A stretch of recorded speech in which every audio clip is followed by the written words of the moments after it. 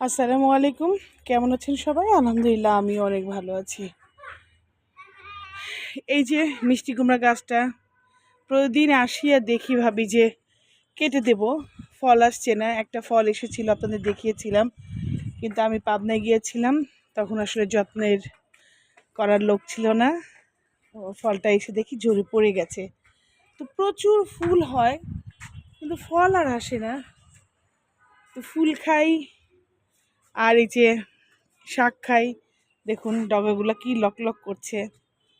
এরকম করে প্রত্যেক দিন একটু গাছের মাথাগুলো উঠিয়ে উঠিয়ে দিয়ে যাই। হ্যাঁ, তো ওইভাবে আসলে মাচাটা দেওয়া হয়নি। ছাদে বারবার ওয়ার্নিং দিচ্ছে গাছ তুলে নিতে, কিন্তু আমি তারপরেও রেখে দিয়েছি শাক খাওয়ার জন্য। তো আজকে এই যে এই গাছটা না একটু ট্রান্সফার করে দিব এইটাতে। এই বাঁচলে বাঁচবে, আর মরে গেলে তো গেল। তো যাই হোক, এই যে এখানে দেখুন, মাশাআল্লাহ, দেখুন আমার প্রত্যেকটা বেগুন গাছেই, এখানে 5-6টা বেগুন গাছ আছে, প্রত্যেকটা বেগুন গাছে মাশাআল্লাহ ফুল এসে গেছে।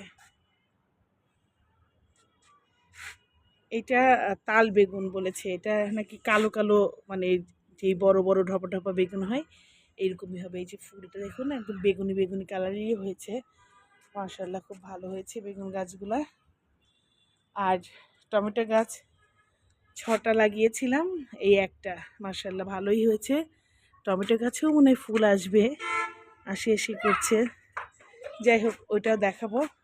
আরও কিছু লাগিয়ে দেব এখানে, আরও কিছু টমেটো গাছ, মরিচ, ক্যাপসিকাম, তারপরে যে বড় যেই ক্যাপসিকাম, লম্বা ক্যাপসিকামগুলো আছে না, ওগুলোও লাগিয়ে দেব। তো ওয়ার্নিং দিচ্ছে, বারবার ওয়ার্নিং দিচ্ছে ছাদে গাছ রাখা যাবে না। এরপরেও আমি রেখেছি মোটামুটি। ওরা যদি তুলে দেয় দেবে, আর থাকলে থাকলো। শাকও কিন্তু সপ্তাহে একদিন, এই যে পুঁই শাক কিন্তু খেয়েই যাচ্ছি, বেশি বড় হতে দিচ্ছি না। এরকমই আসলে, মানে যখনই হয়ে যায় না, তখন একটু কেটে কেটে নিয়ে যাই, করে সপ্তাহে একদিন খাওয়া যাচ্ছে ভালোই। এই যে কিছুক্ষণের মধ্যেই বেলা ডুবে যাবে।